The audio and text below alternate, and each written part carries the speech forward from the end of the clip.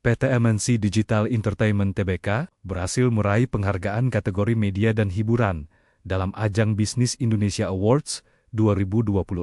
Penghargaan ini diberikan kepada perusahaan yang dinilai unggul dari sisi kinerja, inovasi, dan ketahanan bisnis di tengah perkembangan teknologi digital. MNC Digital menyebut, penghargaan tersebut menjadi motivasi untuk terus berinovasi dan menjaga akuntabilitas sebagai perusahaan publik. Perusahaan juga terus memperluas ekspansi bisnis digital melalui platform Microdrama yang kini telah menjangkau pasar internasional.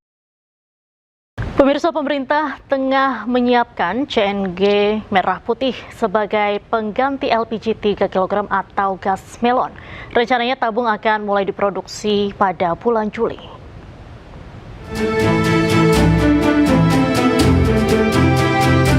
Tabung CNG atau Compressed Natural Gas bernama CNG merah putih tengah disiapkan sebagai pengganti LPG 3 kg atau gas melon.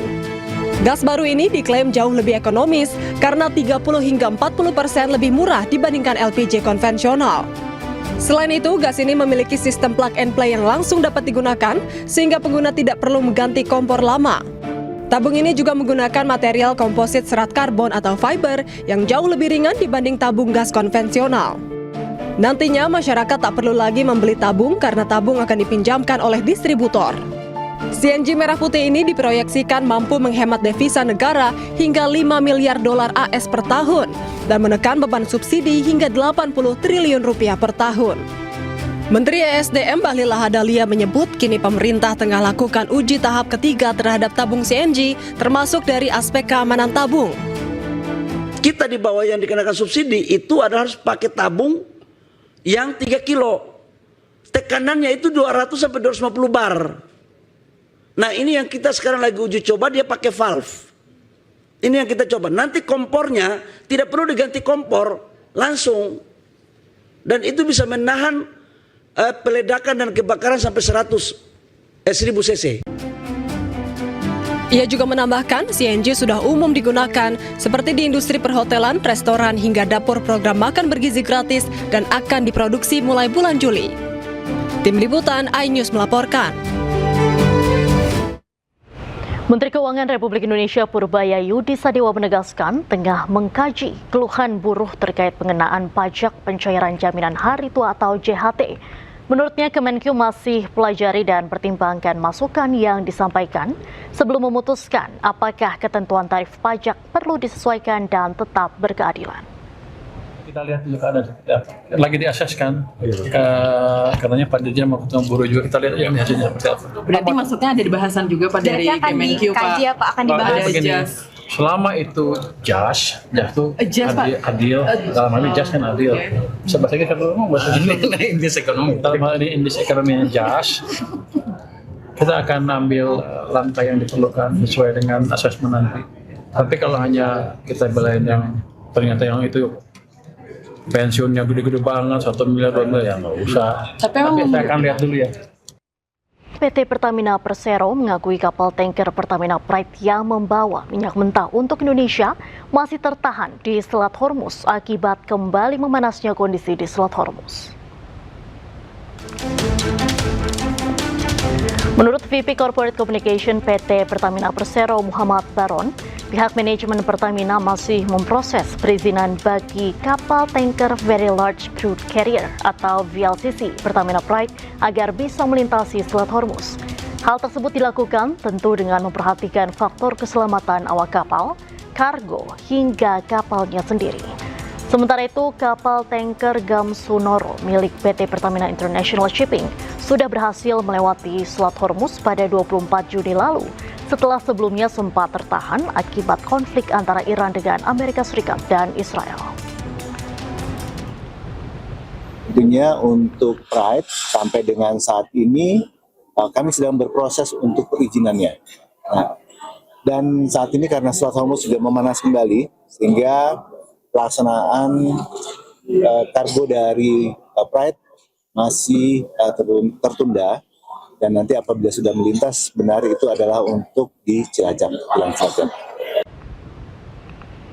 Mulai 1 Juli 2026, Pertamina resmi turunkan harga Pertamax Turbo di seluruh Indonesia.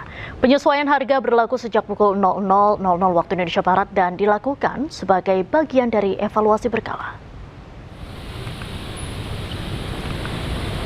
Kebijakan ini merupakan hasil evaluasi berkala yang mengacu pada perkembangan harga minyak dunia, kondisi fiskal nasional, serta pertimbangan daya beli masyarakat. Dari pantauan di SPBU Cikini, Jakarta Pusat, aktivitas pengisian BBM berjalan normal.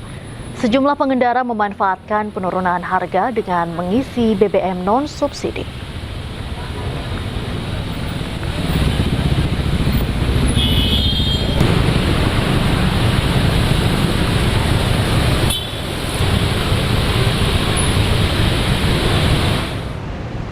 Sejumlah produk BBM non-subsidi turun harga, sementara harga BBM subsidi dan Pertamax harga tidak berubah.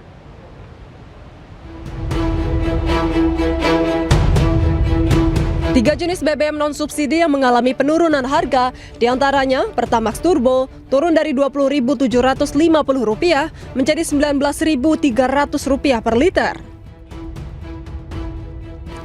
Dex Lite turun dari Rp23.000 menjadi Rp19.700 per liter.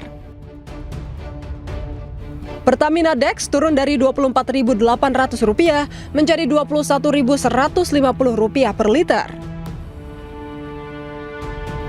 Dari Jakarta, tim liputan iNews melaporkan. Kementerian SDM tetapkan tarif listrik periode Juli hingga September 2026 bagi 13 golongan pelanggan non-subsidi tidak mengalami kenaikan. Hal tersebut dilakukan sebagai upaya pemerintah dalam jaga stabilitas ekonomi serta pastikan layanan kelistrikan tetap berkelanjutan.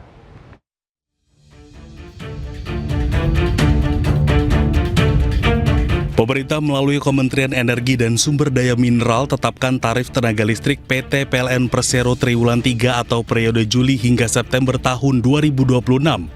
Bagi 13 golongan pelanggan non-subsidi tidak mengalami kenaikan. Menurut Menteri ESDM Bahlil Lahadalia, hal ini dilakukan demi menjaga daya beli masyarakat serta mendukung stabilitas ekonomi nasional. Sehingga pemerintah memutuskan tarif listrik triwulan 3 tahun 2026 tetap atau tidak naik.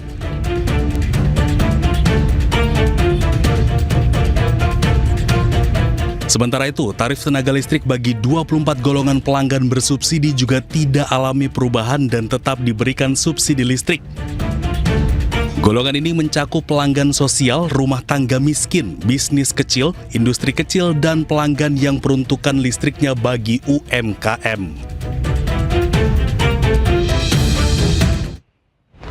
Menteri Keuangan Republik Indonesia Purbayayudi Sadewa menegaskan tengah mengkaji keluhan buruh terkait pengenaan pajak pencairan jaminan hari tua atau JHT.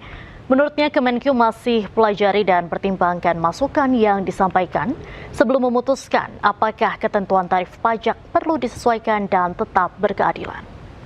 Kita lihat dulu keadaan lagi diaseskan, katanya Pak Dirjen mau ketemu buruh juga, kita lihat yang hasilnya seperti apa. Berarti maksudnya ada bahasan juga Pak dari Kemenkyu Pak, akan dibahas. Selama itu jas itu adil, dalam hal ini jas kan adil. Bisa bahasa kita ngomong bahasa Inggris ekonomi. Dalam hal ini indeks ekonominya jas, kita akan ambil lantai yang diperlukan sesuai dengan asesmen nanti. Tapi kalau hanya kita belain yang ternyata yang itu pensiunnya gede-gede banget, 1 miliar, 2 miliar, ya nggak usah. Tapi saya akan lihat dulu ya.